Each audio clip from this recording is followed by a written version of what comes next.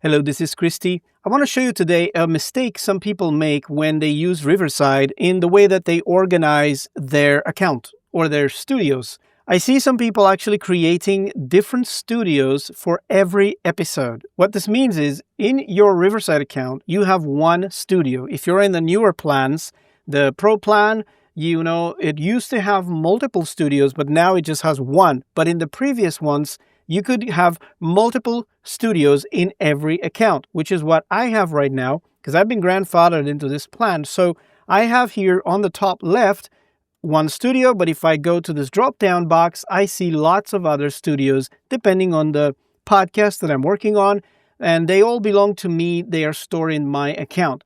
Now, one mistake that I see some users make is they create multiple episodes in Riverside for the same podcast. And when they do, they create a new studio every time. For every new episode, a new studio, it gives you the recording link, and then they send it to the guest and so on, which means some of them have hundreds of studios in their accounts. This is a mistake, actually, because Riverside has a different way to organize your projects, and that's the name, projects.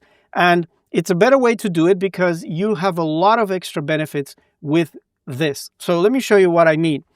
When you go to your account, you have your studios in the top left. If, as I said, in the newer accounts, you don't have multiple studios. If you started using Riverside like a year and a half ago, maybe, the plans changed. So you only get multiple studios on the higher plans, such as Enterprise, I think.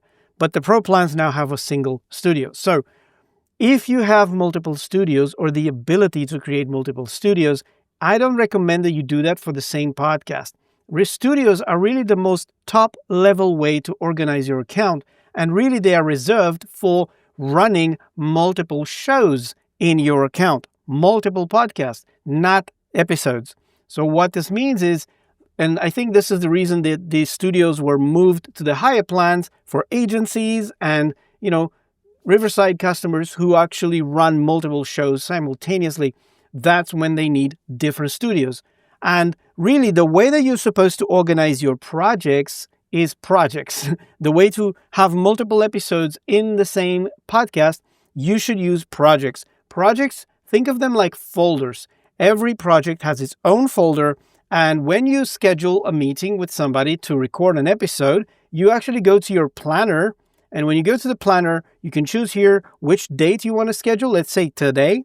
And I click to schedule a session like this. And then I give it a name. I have a date and a time. I then invite my guest. When we record, this actually creates another project, a distinct unit of organization of all of the content that has to do with that episode. You can also start your own project manually by going to projects on the sidebar here. So you can see in my studio here, I've got all these projects organized by folders. And actually, if I go to another podcast in here, I switch studios. And I see that I've got all these ones. Every guest has their own folder where we recorded, we uploaded any other assets, and we created edits, multiple edits in the same episode. You have your made for you clips, all of those things, they stay within these projects. Think of them as folders, right? And really, I'm saying this because in the new version of the editor that Riverside is going to put out, this is going to be even more important because all of the assets are going to stay inside of that project in order for you to access them very quickly. So this is my recommendation. Do not create a new studio for every episode, but one studio per show. And then within that studio, you create your episodes as projects. Another benefit of having it this way is because when you edit your episodes, you can apply your branding, your logo, and other things which you can have in your studio. And each one of those settings is actually specific per studio. So you could have one podcast with a different logo. As you can see here, I've got multiple logos. And you have your different font styles, your color palette.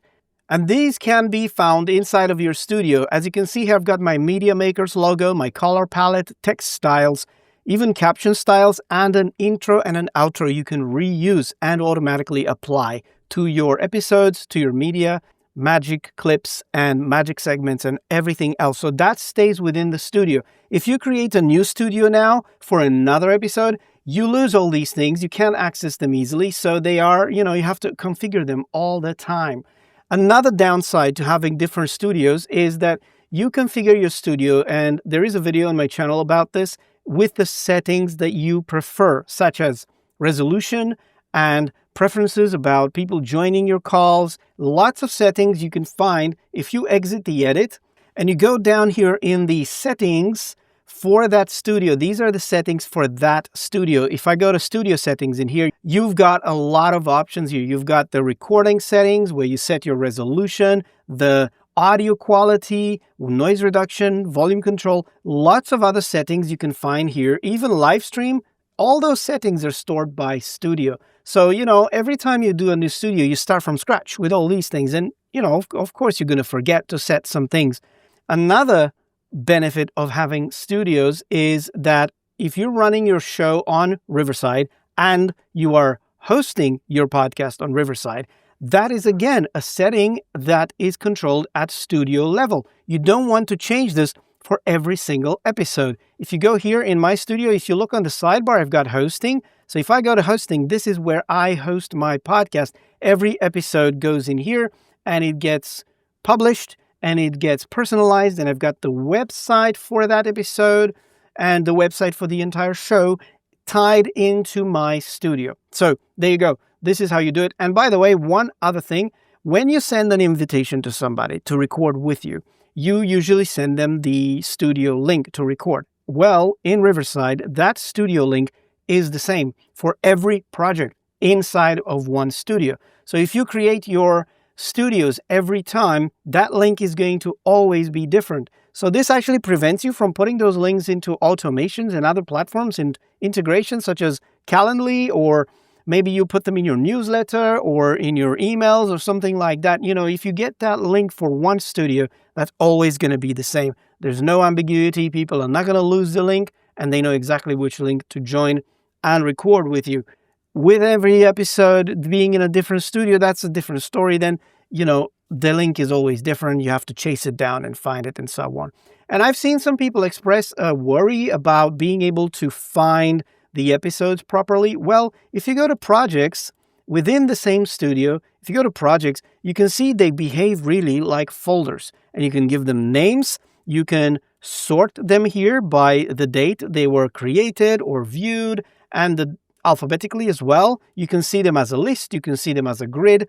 And if you go inside of a project, you have everything in there, even though you started recording and then you've got your recordings in here. Look, these are the raw recordings. Even though you record maybe in multiple takes, if I go in here now and I go click create and I do anything in here on this list, maybe record, maybe I want to record something else like my podcast intro, right? So I've recorded my episode. Now I want to record my intro. If I do it from this project that I already have my recordings in, my recording of the intro is going to stay in here as well. And you've got all the stuff in here, like the made for you, the AI stuff that you get created automatically when you finish recording. The AI in Riverside does all these things for you, and social media clips. And you've got your own edits, different edits and versions that you started. And you've got your exports, if you have any. That's really the best way to organize things, and it really opens the way for the new editor, which is going to make much more use of this particular way to organize things. And if you're worried about finding something, all you can do is just go to the search in here and you can type. And you can type to search and find whatever it is in your account. And you see right here, it finds projects as well. So if I want to find the projects that I recorded with somebody called Jim, I just type Jim in here. And look, I'm finding all of the different episodes with Jim in it. There's a project in here. And also if you say, oh, I'm looking for a magic clip, there you go. I've got a magic clip here that's derived from this particular recording that I've got. You can look for recordings with that name, guest names. So the search is really good, and it's a very good way to find stuff and organize it. So that's my recommendation. Use projects for every single episode. And there's one more thing here. I've seen that some people complaining about the fact that when Riverside changed the planner, the schedule link disappeared. So now you've got the planner, which lets you schedule stuff, and it no longer creates a project when you first schedule a call. It only creates the project when you've recorded. Well, I can go to projects. And let's say if I want to start a new project from scratch, you don't have to go necessarily through the planner to begin with. You can go just here to new, and that automatically creates a new project for you. So I can say, second test. So I've got this project here. As soon as I click away, that saves it. And now I can say, oh, I want to record straight into this project right there. So I can be inside of the recording, ready to record something. So there you go. Riverside takes me to the studio. So that's another way to start. You can't really schedule in this one for now, but like I said, when you schedule a call with somebody, give the name of that session to that guest, for example, and you could be assured that when you finish recording, those recordings will be in a project with that same name. So that's very easy to do. And you no longer have these empty folders, projects hanging around until you've actually recorded something. And if you're like scheduling a lot of projects in advance, a lot of calls, a lot of recordings, you can always see them in your planner. You don't have to be in the projects and see a bunch of folders to know when you're going to record something. You see them in here in the planner, ready for you to start recording or change them or invite the guest and all those things. So that's a better way to organize your studio. And I will have a video soon about really the proper way to organize your studio, where to put stuff, the naming convention that I use, and other tips and tricks. So I hope this was helpful, and I hope it answers some of the questions and maybe concerns that you had about not creating a separate studio for every episode in your podcast. Thank you for watching, and I will see you in the next one.